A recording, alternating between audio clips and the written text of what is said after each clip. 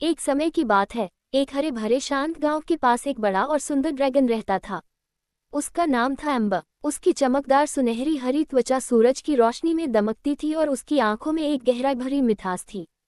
वह गांव से दूर एक पहाड़ी गुफा में रहता था, लेकिन वह कभी भी अकेला नहीं महसूस करता था, क्योंकि उसे गांव के बच्चों से बेहद लगाव था।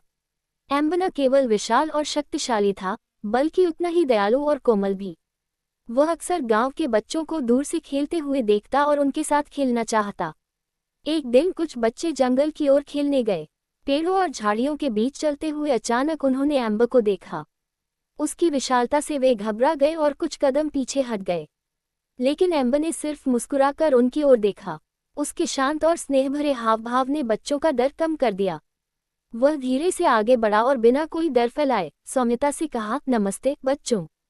बच्चों ने उसकी आंखों में कोई खतरा नहीं देखा, बल्कि एक दोस्ती की झलक पाई। और देखते ही देखते वे उसके आसपास आकर खेलने लगे। एम्बर ने अपने पंख फैलाए और बच्चों को उन पर बैठने दिया। फिर वह आसमान में उड़ चला। बच्चे हवा में उड़ते हुए खुशी से चिल्ला उठे। बादलों के बीच से गुजरते हुए वे जैसे किसी सपने की सैर कर रहे थे। वे हंसते रहे, खिलखिलाते रहे और पहली बार आकाश को उस नज़दीक से देखने का आनंद लिया। उड़ान के बाद एम्बर ने बच्चों को अपनी कहानी सुनाई। उसने बताया कि वह कोई साधारण ड्रैगन नहीं, बल्कि एक जादुई ड्रैगन है। उसकी आग में जीवन की शक्ति है। जब वह खेतों में आग छोड़ता है तो सूखी जमीन हरी भरी हो जाती है, बीज फूट पड़ते हैं और फसलें लहराने लगती हैं। बच्चे उसकी बातों में खो गए। वे उसकी जादुई दुनिया को जानने के लिए उत्सुक हो उठे। तब एम्बर उन्हें अपनी गुफा में ले गया। वह गुफा भीतर से चमकते हुए क्रिस्टलों और आग की रोशनी से भरी हुई थी।